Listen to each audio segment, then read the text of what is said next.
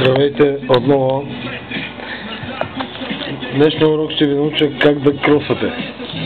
Да речем, че във вашия град има ново парче.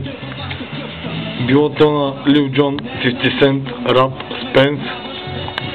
И вие, за да покажете, че сте най-добрия, трябва да го кроснете.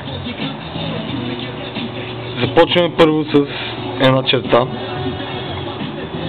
Почваме отгоре, ляво надясно и даваме, ето, движите отблизо право надолу.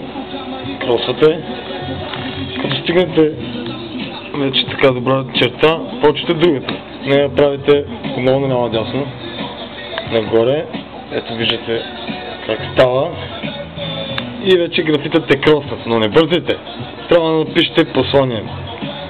Отгоре виждате добре как има празно място. Много добре може да паснат думи като fuck off. Ето пишем.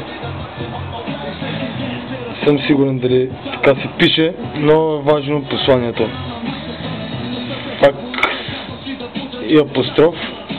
Апостроф означава, че сте много добър по английски. Това е апостроф. Fuck off. Ето. Разбира се, и удивителен знак ще потвърди вашата злоба.